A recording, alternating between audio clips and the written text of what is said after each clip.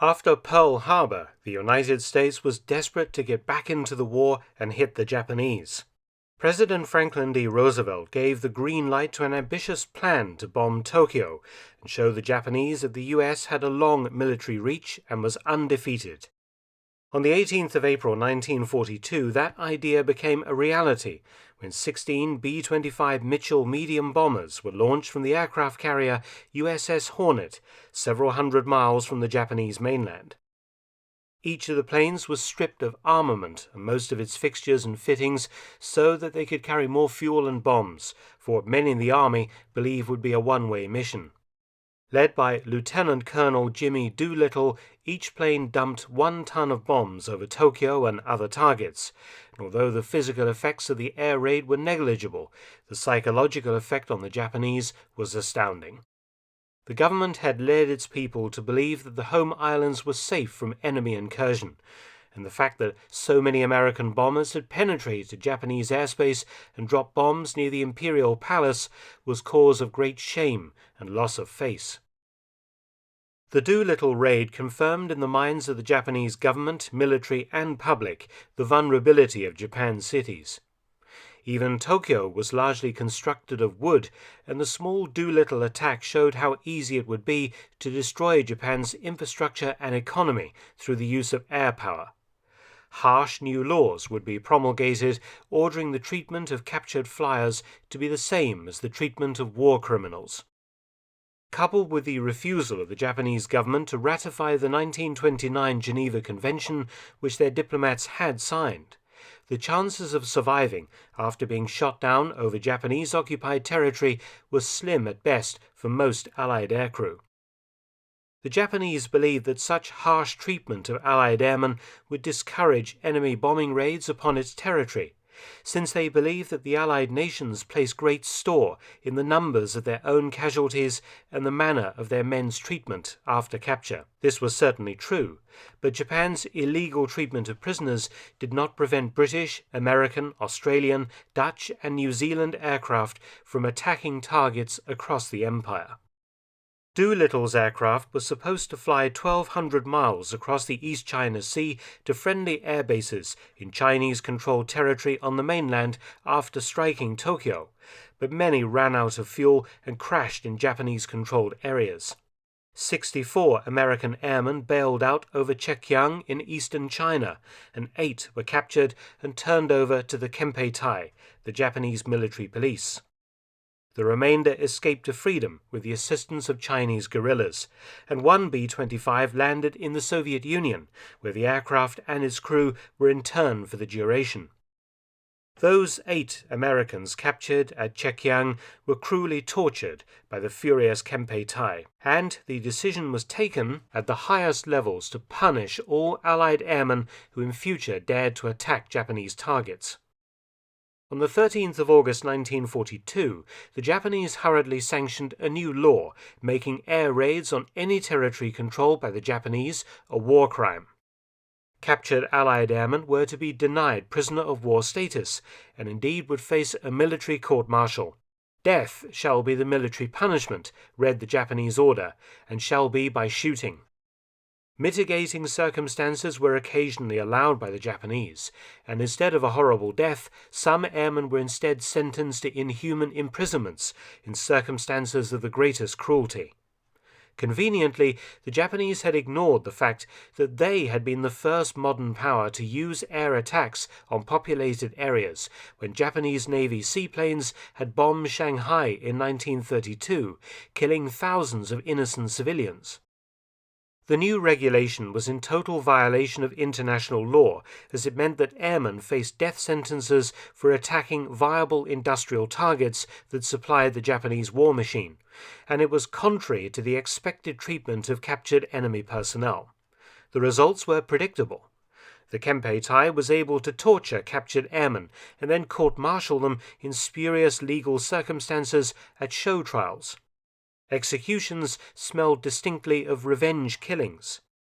3 of Doolittle's men suffered this fate when they were court-martialed and shot as war criminals by the Japanese. The Kempeitai, however, was only just getting warmed up. The Japanese instituted one of the biggest war crimes in history throughout Zhejiang and Jiangsu province. Any village or town that was suspected of having harbored downed American flyers was razed to the ground and its inhabitants massacred. By mid-August 1942, the Japanese had murdered 250,000 men, women, and children. It was an appallingly high price to pay for what had been a propaganda attack on the Japanese mainland, almost completely devoid of military results. On the 28th of July 1942, the commander of the China Expeditionary Army, General Shunroku Hata, ordered that all U.S. airmen currently held in Japanese custody be put on trial as war criminals. This was a retroactive order, as they were already in prison in China. The Kempeitai had already beaten and tortured these men so thoroughly that when the Americans were brought to court, most were in no fit state even to stand and answer the charge. They were offered no defense representation whatsoever, and were duly found guilty of war crimes. 3 of them were sentenced to death, while the other 5 were given life imprisonment. The death sentences were carried out in October 1942. Following Doolittle's daring raid, the Japanese home islands were to remain impervious to attack until late in the war. The Americans lacked an aircraft with the range to reach targets in Japan until they had captured bases closer to the home islands. The introduction of the Boeing B-29 Superfortress and the capture of the Mariana Islands brought Japan in range of regular air attack. From June 1944, Japan was bombed by B-29s, but these were low-intensity raids involving only a few dozen aircraft flying from bases in Chengdu in China. The raids were expensive to mount because all the supplies needed for the bases, aircraft, and personnel had to be flown into China from British India, and involved aircraft crossing the formidable hump, as the pilots soon christened the Himalayas. The first B-29 raid on Japan was flown from Chengdu on the 15th of June 1944, when 47 superfortresses attacked a huge iron and steel works at Yawata.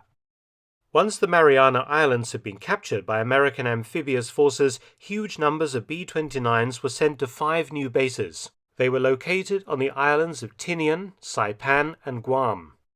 Japanese industry could now be systematically reduced and cities and towns razed. These islands were easily supplied by ship, unlike the air bases in Free China. The first combat mission against Japan was launched from Saipan on the 24th of November 1944, when 111 B-29s attacked Tokyo. Thereafter, even more intense raids were launched until the end of the war, resulting in an inferno of destruction and loss of life not witnessed before or since in the history of air warfare. 4 Allied aircrew shot down over Japanese-occupied territory or the home islands after the Doolittle raid in April 1942 and the beginning of the B-29 raids. The prospects of surviving were extremely dim indeed. And some of the stories of those who were spared death but instead imprisoned by the Kempeitai are among the true untold stories of the Second World War. People often forget that the strategic bombing campaign against Japan cost the lives of many Americans, and the Japanese air defenses, though nowhere near as good as the German Luftwaffe, were not idle in trying to knock B-29s out of the skies by any and every means to hand. Fire was the key to defeating Japan. Admiral Isoroku Yamamoto, architect of the Pearl Harbor attack in 1941, had little faith in the ability of the home islands to stand up to a modern war. In 1939 he tried to warn his people, commenting that Japanese cities, being made of wood and paper, would burn very easily. The army talks big, but if war came and there were large-scale air raids, there's no telling what would happen. Incendiary raids meant the effective destruction of Japanese cities, along with the deaths of huge numbers of civilians. The first great fire-bombing raid on Tokyo was launched on the night of the 23rd to 24th of February 1945, when 174 B-29s destroyed 1 square mile of the city. On the night of the 9th to 10th of March, 334 superfortresses started a huge firestorm that consumed 16 square miles of Tokyo and killed over 100,000 people. Over the following weeks, 1,600 sorties against Japan's 6 principal cities, Tokyo, Nagoya, Kobe, Osaka, Yokohama, and Kawasaki, devastated over 40% of the urban area. A fleet of 600 B-29s flattened dozens of smaller cities over the coming months. Every Japanese city except Kyoto was hit, the damage varying in scale from 20 to 30% of the urban area destroyed to almost total eradication of the settlement. For example, Toyama, 99% destroyed, Fukue, 86%, Tokushima, 85.2%, and Fukuyama, 80.9%. Although American aircraft dropped leaflets on cities targeted for destruction in advance of a raid, urging citizens to escape, civilian casualties were massive, and the hatred of the Japanese people for American flyers was intense and understandable. On the night of the 24th to 25th of May 1945, Tokyo burned. The city glowed orange in the darkness, flames leaping and twisting themselves into great columns of fire that stretched up into the smoke-blackened sky. The temperature was tremendous. A searing heat whipped into a howling wind that destroyed whole city blocks in an instant, turning people into blazing torches that struggled helplessly for a moment before collapsing into blackened shapes that melted into the boiling pavements. Above the city roared huge silver aircraft, their bomb bay doors hanging open like obscene gashes as more incendiary and napalm bombs tumbled to earth. The drone of the aerial engines a constant background refrain to the carnage below. At the Imperial Palace complex, Emperor Hirohito and his family sat stiff-backed on chairs inside the protective concrete shell of an air raid shelter deep underground, listening to their capital being gutted. The Emperor's eyes darting nervously towards the dusty ceiling, while thump followed thump as bombs crawled their way towards his home. Not far from the palace, voices were raised in terror, some in Japanese and some in English.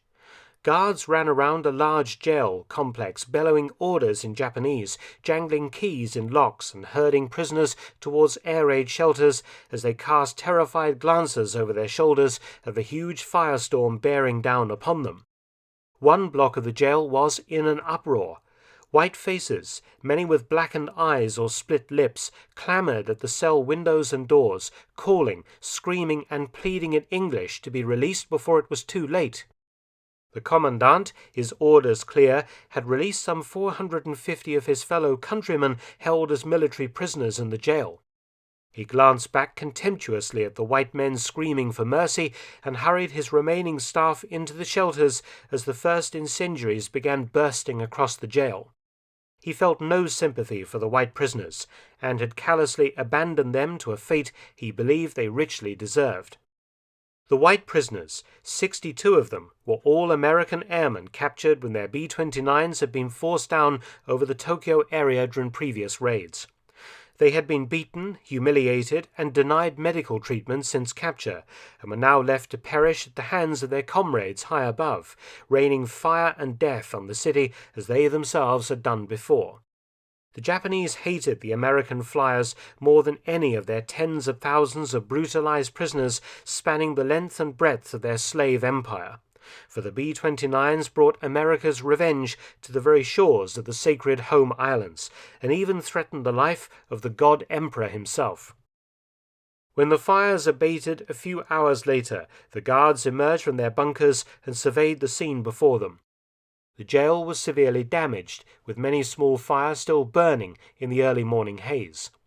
The block where the Americans were held was also a ruin, but some of the smoke-blackened prisoners were miraculously still alive. Stretching away in all directions was a barren, smouldering ruin of a city, unrecognizable and uninhabitable. The officers and their guards felt their hatred intensify against the Americans who had committed this outrage, an impotent anger that they could no longer militarily express against the high-flying B-29s. Seizing their rifles and fixing their bayonets, the infuriated Japanese guards dashed in among the dead and dying Americans and began to smash skulls, break arms and legs, and stab the bodies over and over again until all of them were dead. The greatest air raid of the war so far was over. A force of 558 B-29s had leveled half of the city of Tokyo, 56.3 square miles reduced to rubble, ash, and twisted metal. It was the third gigantic air attack on Japan's capital and signaled that the final endgame for the Japanese had arrived. A few more of these raids and Japan would be reduced to a smoking ruin. Over 1 million Japanese were now homeless in Tokyo, and over 100,000 lay dead. The remaining city hospitals were overwhelmed, with 40,000 injured. 14 wrecked B-29s lay among this carnage like giant beached whales, a small price for the Americans to pay for so great a result. But the Japanese would not surrender. They determined to fight even harder for their emperor and to exact a terrible toll in blood from the hated Allied nations as the front line crept ever closer to the Japanese homeland. The cold-blooded murder of the American flyers in Tokyo that morning by the Kempei-tai was part of the hardening of the Japanese spirit. Many believed that they would not leave any of their prisoners alive to be liberated should they lose the war. At Omori prison camp on the outskirts of Tokyo, the American prisoners held there were spared the wrath of the Japanese and survived the war to be liberated. They were all aircrew and had been shot down either over Japan or earlier on in the war over the occupied territories and transported to Omori as slave laborers. Among them was 39-year-old Colonel Richard T. King, commanding officer of the 500th Bombardment Group, who had been shot down over Tokyo on the 3rd of December 1944, and 22-year-old Lieutenant Raymond Hap Halloran, a B-29 navigator who had bailed out over Tokyo on the 27th of January 1945. Their stories are typical of the brutalization Allied airmen were subjected to, and the state of constant tension and fear they felt as prisoners of the Kempei-tai. They had all feared falling into enemy hands, but they were also confident of their aircraft and the righteousness of their mission. "We were proud of our assignment as B-29 crew members," said Halloran. "Had no personal concerns. War at 32,000 feet is impersonal." Halloran was about to discover that war at ground level was to prove considerably more personal. Colonel King was flight commander of a 12-aircraft formation of B-29s on the 3rd of December 1944 at 32,000 feet over Tokyo. His aircraft, which he piloted, was nicknamed Rosalie Rocket. Their mission was to attack an aircraft engine plant, and they were engaged by Japanese fighters shortly after dropping their bombs. Although we shot down some of the fighters, they hit our left inboard gasoline tank so seriously that it sprayed gasoline all over the aircraft, and the entire ship began to burn, recalled King. By the time the ship had lost altitude to 29,000 feet, I bailed out. At that time, I did not realize that I was injured in any way. Immediately after bailing out, I counted at least 8 and possibly 9 shoots as I floated earthward myself, he said. A B-29 had a crew of 11. King landed in an open field and cut the shroud lines to his parachute canopy. He discovered that he had been burned on one leg and across his face. Since Japanese fighters were diving down directly over the field and it seemed they might be looking for me, I walked over under the trees at one side of the field and waited there a few moments, he said. A quick inventory showed that his Colt 45 pistol had been torn off when he jumped, so he was unarmed and in very hostile territory. Hap Halloran was only on his 4th mission on the 27th of January 1945, when his squadron of B-29s was attacked by a pair of Japanese fighters. Halloran's aircraft, Rover Boys Express, was hit. Suddenly we were trailing smoke and fire with a full load of bombs, and half our fuel, recalled Halloran. We fell below and behind the rest of the B-29s in our squadron. There was nothing they could do to help us. It was a sad feeling. Fire from the Japanese fighters had ripped through the superfortress's fuselage and shot out the electrical controls and the intercom system. The pilot controlled the rudder and control surfaces of the aircraft through electrical cables, and the turret-mounted defensive armament was also electrically controlled. The B-29 was going to crash, so the only option was to dump the bombs and get the crew of 11 out through the bomb bay. As we bailed out through the bomb bay, my feet, hands, and face froze, said Halloran. The B-29 was pressurized and was flying at 32,000 feet when it was hit. The sudden drop in temperature had been dramatic, from a pleasant 70 degrees to minus 58 degrees Fahrenheit, a change of 127 degrees in less than a second.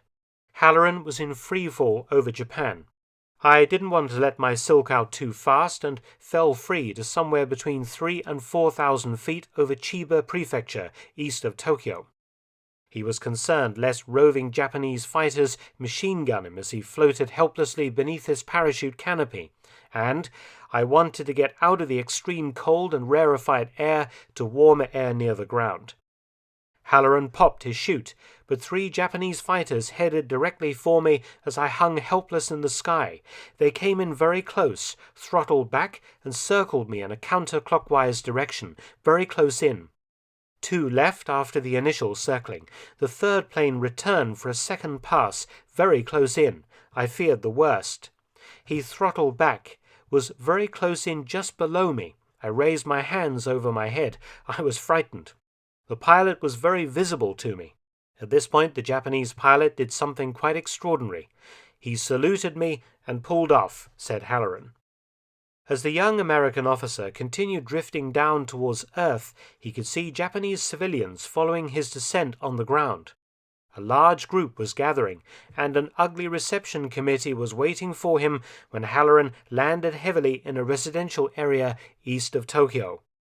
It was the moment many American aircrew failed to survive, and being shot down and bailing out over Japan was one of the greatest fears faced by the flyers. As Halloran remarked to me, fears, yes sir, being shot down over Japan and captured. He believed that we would be killed by civilians or military. That many Americans expected death in Japanese hands was because it was logical.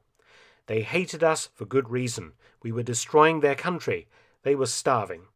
Colonel King also faced a hostile reception when a group of Japanese civilians found him in the countryside. They not only handcuffed me, but also bound me by my own shroud lines. Tune in next time to find out what happens to Hap Halloran and others who landed in Japan. Thanks for listening. Please subscribe and share, and also visit my other channel, Mark Felton Productions. You can also help to support both of my channels at PayPal and Patreon, details in the description box below.